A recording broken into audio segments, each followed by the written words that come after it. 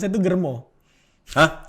Subscribe, like, dan nyalakan loncengnya. Yang kampus satu lagi di UI, Ya. Andri ngajar mata kuliah apa? Oke. Di UUI Universitas Budaya Indonesia saya ngajar leadership dan entrepreneurship. Oke. PD saya ngelamar ya Bang di situ. Kenapa? Kenapa? Gini, itu kan bahas tentang leadership dan entrepreneurship. Kita itu kan dilahirkan semuanya sebagai pemimpin ya. Betul. Tapi pemimpin yang seperti apa kan itu ada keilmuannya lagi. Mm-mm. Gitu.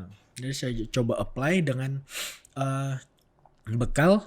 Saat ini kan saya nggak hanya bekerja sebagai ASN aja. Mm-mm. Saya senang duit Bang. Ya pastilah semua orang kita. Senang duit. Ya. Jadi saya ngelihat peluang-peluang bahwa bisnis klinik di Aceh itu sangat menggiurkan. Klinik kesehatan. Klinik kesehatan, Oke. klinik kecantikan, klinik apapun itu. Ya, ya. Oke, bisa kerjasama sama BPJS atau pasien-pasien umum. Hmm. Jadi sedikit track record, saya sebagai business development di klinik nyeri Banda Aceh itu yang ngurus sakit pinggang, saraf terjepit, mungkin dengkul yang untuk para lansia yang udah mulai sakit, itu ada terapinya di sana. Karena beberapa tahun yang lalu dokternya bilang beliau tuh mau buka bisnis, dijelasin konsepnya. Saya lihat ini peluang besar. Ya. Karena kadang saya selalu bilang sama mahasiswa saya itu atau klien-klien di training saya atau di konsultasi, ya, jangan sia-siakan peluang sedikit sekecil mungkin. Karena selobang jarum pun kita bisa masuk. Karena ini anggaplah di klinik nyeri itu baru, orang harus tahu itu. Karena sejauh ini ya terapinya hanya minum obat atau harus operasi. Tapi ada loh terapi lain yang bisa dimaksimalkan. Di situ saya ajak kerjasama sama beliau, udah berjalan sampai saat ini. Kemudian saya melihat pasar satu lagi, pasar bedah plastik. Bedah plastik. Bedah plastik. Bedah kecantikan itu. Nggak hanya kecantikan. Kalau kecantikan itu kan bedah plastik estetik. Jadi kalau bedah plastik itu ada rekonstruksi sama estetik. Boleh dikoreksi nanti untuk teman-teman kalau saya ada salah sebut ya. Kebanyakan orang nggak tahu ketika anaknya dilahirkan dengan maaf kata bibir sumbing. Iya. Ini biaya mahal. Betul. Harus ini harus itu. Loh, ternyata ada loh layanannya yang gratis. Ya. Gitu. Begitu beliau itu selesai sekolah, saya bilang, "Bang, Dok, udah ada belum yang manage untuk business development-nya?" "Nggak ada." "Aku garap boleh?" "Boleh," katanya. Oke. Ya udah, saya mulai kembangin itu. Andri ambil peluang itu. Ambil peluang itu.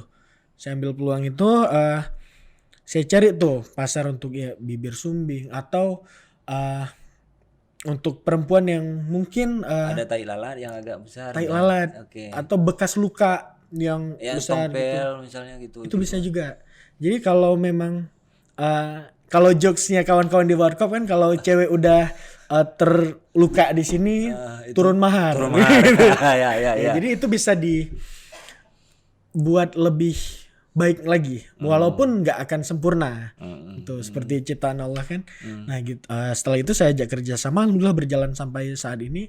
Dan dan juga saya bilang nih sama teman-teman mahasiswa atau training, kalau kalian mau maju, ya udah maju aja, jangan banyak mikir.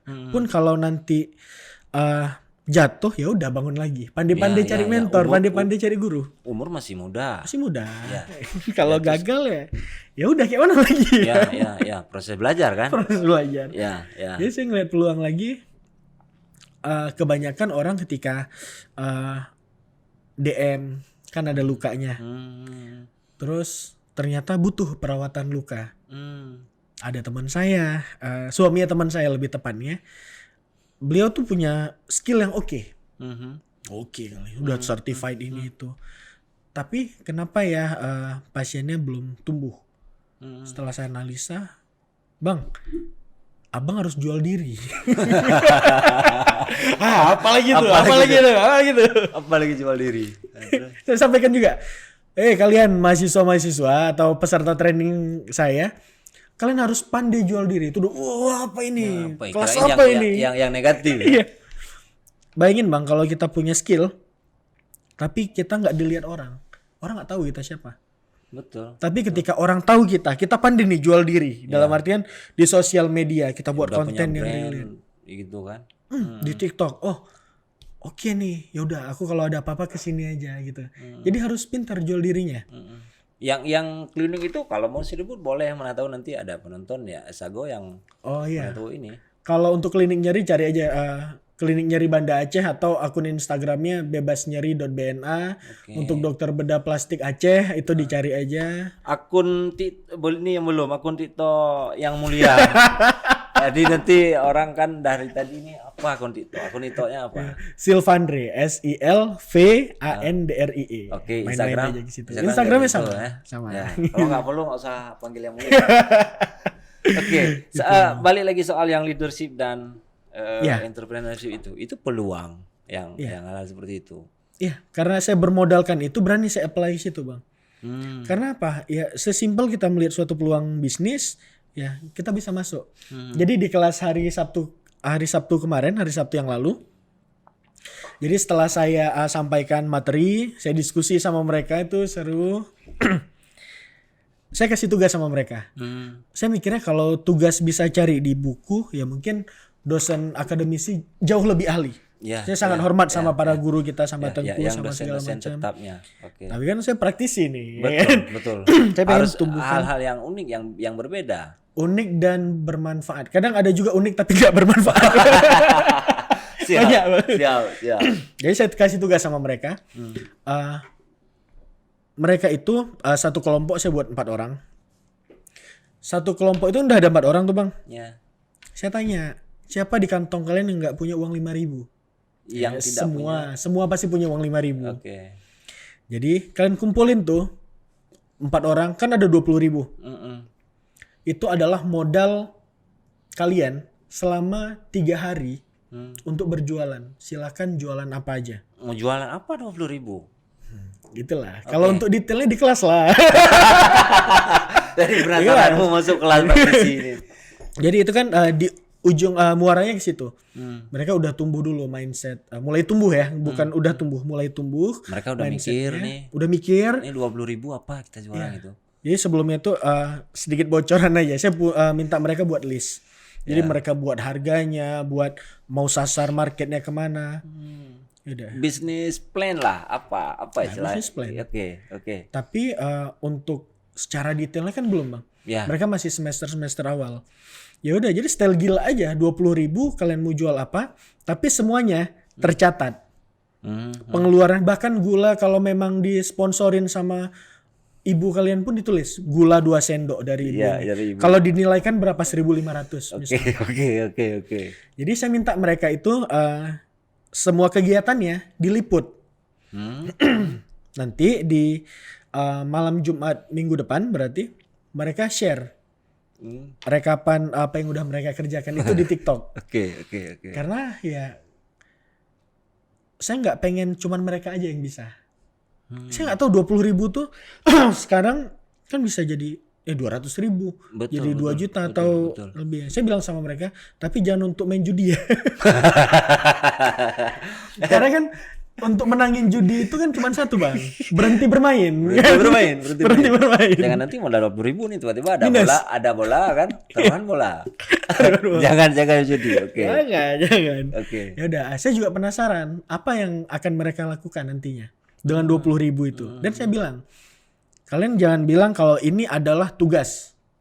Karena kalau ya kadang Bu, kami lagi ada tugas nih. Kan jadi nggak asik lagi game saya, Bang.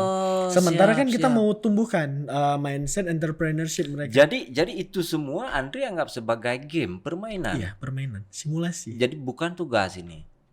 Judulnya tugas. Tapi caranya itu ini biar permainan. mereka asik. Biar mereka enjoy. Urusan laku atau enggak urusan lain, Bang. Betul. Ada pertanyaan. Bang, kalau enggak laku kayak mana?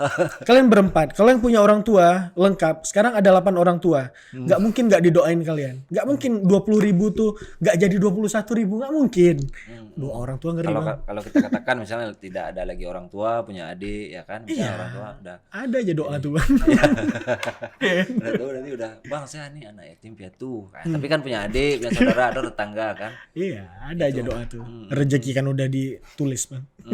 Apalagi ada 4 orang kan. Ya. Mereka kerjakan artinya itu. Tugas itu saya kasih, saya juga belum lihat nih. Kan belum diposting. Belum pertemuan ya? Belum. Posting. Saya penasaran nih apa mereka buat. Ya. Gak tahu ya, entah apa yang mereka buat. Saya berharapnya itu akan nular ke teman-teman lainnya. Ya. Penonton TikTok mereka. Maunya kita ini ya 1 atau 2 mahasiswa yang masuk ke lab Andri ya. Jadi seru juga kayaknya. Apa tanggapan mereka gitu dengan yang mulia. Ya itulah. Intinya kan semua udah saya desain. Jadi enggak apa yang saya arahkan ke mereka itu pasti ada maksudnya. Iya. Mungkin ada beberapa komen, ini cocok logi. Hey, Anda tidak tahu apa yang saya baca. Nah, karena kan semakin aneh yang kita buat, Bang. Semakin nggak masuk akal, secara akademis dikaji, ini nggak masuk. Tapi di lapangan kan efektif. Betul. Apalagi sebagai praktisi kan mereka maunya mereka bisa. Ya ini modalnya 20.000. Bayangkan kalau 2 juta, 200 juta, 2 miliar mau bikin apa? Kan kalau 20.000 belum bisa di-manage dengan baik, mungkin bagaimana dengan 200.000? Ya kan? Iya. Ya, oke. Karena kedepannya ya mungkin bisa jadi nominalnya jadi semakin kecil untuk tugas berikutnya. Saya nggak tahu. Saya tergantung gimana cara mereka nanti. Mungkin ke depan nih kalian modalnya cuma 1.000. Iya, bisa jadi kan. Kita nggak tahu bang, sekreatif apa mereka, sekuat apa jaringan mereka kan. Bisa jadi bang, yang salah satu mahasiswa saya itu anak toke apa. Ditanya ke bapaknya, Pak dengan modal 20.000 jualan apa? Diketawain. Bapak dulu mulai pakai modal dengkul. Ya. Mending kamu ada 20.000 itu pun kadang dijawab, itu pun dengkul kawan saya. Itu yang saya lakukan. Aduh. Jadi saya dibilang sama kawan-kawan ini, mungkin nggak tahu ya, saya ini harus disensor atau enggak. Kawan-kawan saya tuh bilang saya tuh germo. Hah? Dalam artian. Ya. Ya, saya jual kawan-kawan saya. Ya, germo bisnis. Bisa apa? Oh, aku bisa gini-gini. Ya udah nanti kalau ada customer aku pertemukan ya. Aku ambil sekian persen. Kayak mana cocok jalan. Kan kita rezeki itu kan nggak cuma datang dari kita aja, Bang. Ya, mungkin dari teman-teman kita atau apa kan. Anda juga karena dari backgroundnya psikologi ya kan pernah di HRD, jadi kan tahu kemana peluang-peluang ini harus masuk dari teman-teman. Harus. Ya. Semua kita jual, Bang. Iya, saya selalu memulainya siapa di kelas ini yang nggak suka duit. Semuanya suka, Bang. Ya udah. Berarti punya satu tujuan. Gitu, Bang. Menarik sekali. Anda saat ini psikolog? Enggak. S1 Ya kan? Psikologi. S1 psikologi kan psikolog? Enggak. Psikolog itu ada sekolah profesinya lagi. Oh harus lanjut sekolah lagi. Lanjut sekolah lagi ya, mungkin 2025 lah mungkin. Ada target? Ada. Ya. Kan sejauh ini juga isu kesehatan mental lagi apa ya? Jadi ya apalagi Aceh kan maaf cakap, kita bilang kemarin kan beberapa waktu itu kan ada kasus-kasus mahasiswa bunuh diri ya kan, atau yang pelajar. Ya itu apa kira-kira yang menjadi latar belakang? Latar belakang bunuh diri itu kan banyak ya Bang. Tapi beberapa yang saya lihat ketika dia ada satu masalah, ketika dia berbicara atau bercerita pada orang yang tidak tepat, cerita itu akan tersebar kemana-mana. Lihat nih sini dia gini-gini aja. Atau ketika dia ketemu orang jadi laga derita, atau Bang laga derita. Wah, kayak mana orang tuaku, anggaplah si entah siapa kan, orang tuaku cerai lah. Kok baru kayak gitu? Nah, kan tengok aku, orang tuaku meninggal, aku harus cari duit, laga derita. Makin down jadinya dia. Atau dia cerita ke orang tua, malah kamu harusnya jadi anak jangan gini. Mau ke siapa? Tempat aman dia untuk bercerita. Karena mental setiap anak atau remaja ini kan beda-beda ketahanan mentalnya. Ya nggak hanya anak atau remaja, semuanya. Kita nggak tahu. Yang udah dewasa juga. Iya. Bahkan ya mungkin beberapa kasus kita nggak kebayang kok bisa kayak gini kali nih si orang ini. Tapi kan balik lagi tingkat stres orang kan beda-beda. Makanya berarti Andri kalau ada teman yang misalnya curhat bercerita soal apa yang kita sebagai pendengarnya apa yang mesti kita lakukan? Gini, ketika orang mau curhat atau cerita, satu yang harus dipikirin adalah nggak semua orang itu ketika dia cerita dia butuh direspon, nggak. Kebanyakan ya mau didengarin aja. Kemudian ya jangan menghakimi. Oke, dua jangan menghakimi. Jangan menghakimi, kemudian Jangan menjudge. jangan menjudge. Jangan. Kasihan. Kadang dia cuma pengen teman untuk cerita aja untuk biar dia plong, biar dia lega. iya. Istilah saya tuh buang sampah. Makanya kalau Kita sebagai pendengar sebagai tong sampahnya. iya, kita tong sampahnya. Makanya biaya ke psikolog itu saya nggak tahu berapa ya. Tapi kalau untuk harga saya sendiri, saya patok mahal. Kenapa? Beban loh itu, Bang. Beban kali. Iya. Anggaplah klien bayar saya untuk satu sesi 45 menit atau 1 jam. Gini, saya bukan psikolog, tapi S1 psikologi itu bisa melakukan yang namanya konseling. Gitu. Kalau mau sama aku ya, kau harus bayar mahal. Kenapa? Supaya ada investasi dari dia untuk membuat dirinya tuh lebih baik. Dan profesi kami sebagai konselor lah, anggaplah gitu. Sebagai pendengar cerita itu nggak mudah loh. Tahun 2000 berapa saya lupa. Entah kenapa kepala belakang saya ini sakit kali. Oke. Bahkan saya yang alumni psikologi pun nggak terbiasa untuk bercerita. Tapi ya saya beranikan diri. Kayaknya saya butuh ke psikolog nih. Saya sendiri gitu. Saya datang ke psikolog. Andre, kenapa katanya? Diam saya kan. Kalau kau nggak mau cerita, untuk apa kau datang kemari? Iya pula. Karena nggak semua harus dilayani dengan kelembutan, Bang. Kadang perlu ditampari dulu supaya bangun gitu. Karena ini kan udah saling kenal juga kan. Ya akhirnya saya cerita, saya buang sampah. Akhirnya langsung kayak gimana ya? Ada batu besar di kepala saya kayak dilepasin, dibuang gitu. Jadi baru lebih enak lagi. Tapi ya cari teman cerita yang memang yang tepat lah ya. Ya kadang-kadang kan tidak semua orang bisa ke psikolog. Yang pertama mungkin tidak ada akses ruang dan sebagainya. Sebagai teman kita berarti ya, jangan menjudge, harus menjadi pendengar yang baik. Kalaupun tidak jadi kasih solusi. Ya kalau memang ditanya kasih solusi. Oke. Kalau nggak ditanya ya udah. Biasanya sebelum memulai itu saya selalu tanya.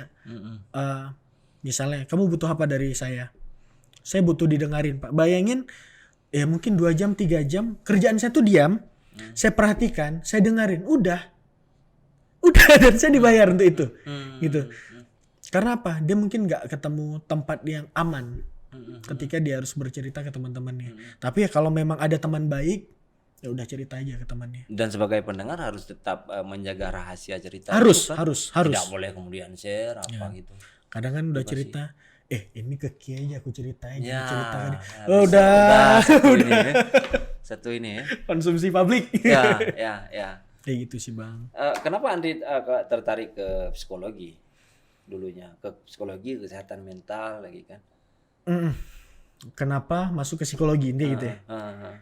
Dulu tuh ketika masa SMA saya tuh cupu, Bang. Cupu tuh ya skill nggak ada. Temannya itu aja. Tidak berani tampil di panggung. Itu udah mulai berani. Tapi yang namanya anak remaja kan pengen dekat sama lawan jenis. Ya puber Masa puber, gendut, kayak gini. Kan kayak mana nih caranya? Oh ternyata di psikologi itu ada partisi kecilnya mempelajarin itu. Sesimpel ya, memang nggak langsung situ tembaknya. Ya. Bagaimana menggunakan komunikasi efektif.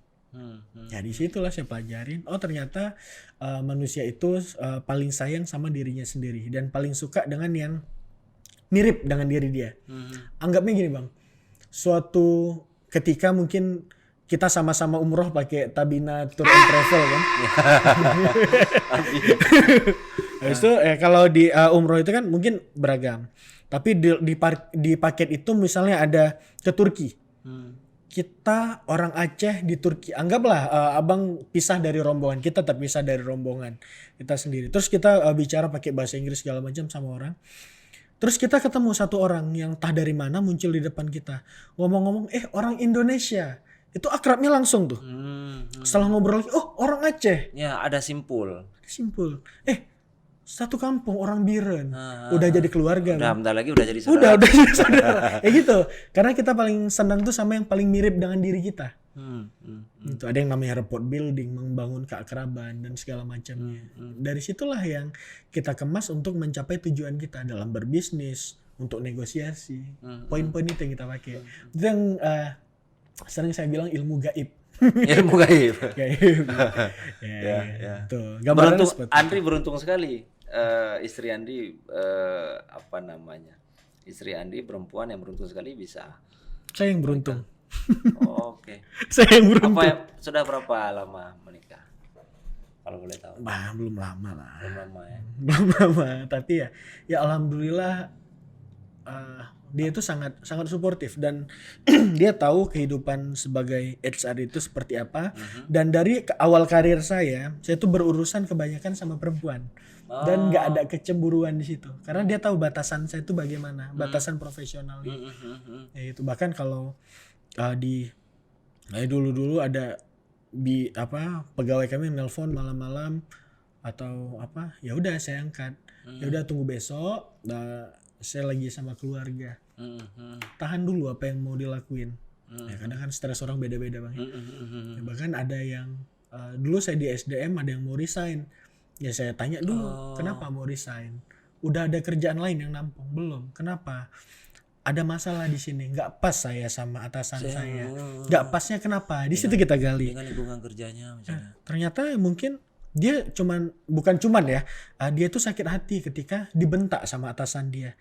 Ya udah kita kasih sudut pandang. Kira-kira kenapa atasan kamu tuh ngebentak kamu?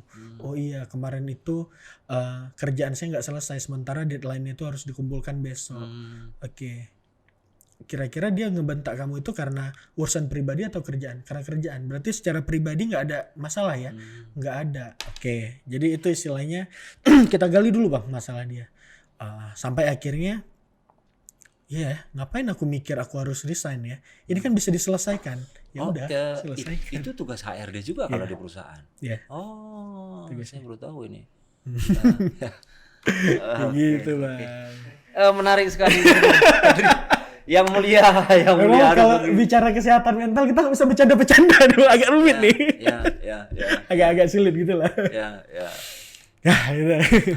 Ada untuk teman-teman yang mahasiswa yang sedang kuliah sekarang, apa kira-kira yang mesti mereka siapkan ketika selesai sarjana nanti? Ikut banyak pelatihan. Ikut banyak pelatihan. Dan jangan lupa pergi ngaji kalian. Ya, itu karena Bang di dalam pengajian itu kan nggak hanya yang diajarkan ilmu agama dan nilai-nilai agama. Oke lah kita nggak bisa ngafal ayat, tapi kan kita dapat poin-poin nilai-nilainya. Itu sebagai orang Aceh kan modal kita, adab di atas ilmu dan segala macamnya. Itu kan jadi nilai jual kita. Ya. Itu tadi. Ya itu tadi. Oke. Ikut pelatihan, pergi ngaji, training, organisasi, ya kan persiapan itu yang harus diperkuat ya. Ya, karena ya ada 3 tuh mindset itu harus betul-betul kuat Bang. Kalau skill set atau yang lain-lain itu kan bisa dilatih dalam waktu yang singkat, tapi mindset itu memang harus benar-benar mengkristal. Gitu. Kita bukan siapa-siapa ya. Kita harus fight kan. Itu juga kenapa saya pakai nama yang aneh yang mulia itu. Karena saya tahu saya belum sebeken Raffi Ahmad atau siapa. Mungkin kalau Raffi Ahmad nggak perlu buat yang mulia. Dia datang orang udah tahu siapa. Udah tahu dia dan orang akan panggil dia yang mulia kan. Sultan. Ketika kalau saya langsung datang, mereka nggak tahu siapa saya. Mereka nggak ada kemelekatan dengan nggak ada chemistry. Nggak ada chemistry. Okay. Tapi begitu ada triggernya, rasa penasaran muncul. Siapa nih? Jadi ditunggu-tunggu kan. Ya. Gitu akhirnya melebur jadi enak. Dan nanti selesai ini mereka akan betul-betul berkesan kan? Iya. Gitu. Okay. Terima kasih banyak yang mulia. Mudah-mudahan sukses. Amin. Sukses selalu. Amin. Karir kedepannya, salam buat keluarga. Siap. Terima kasih. Terima kasih. Jika video ini bermanfaat untuk Anda, silakan subscribe, like, dan nyalakan loncengnya.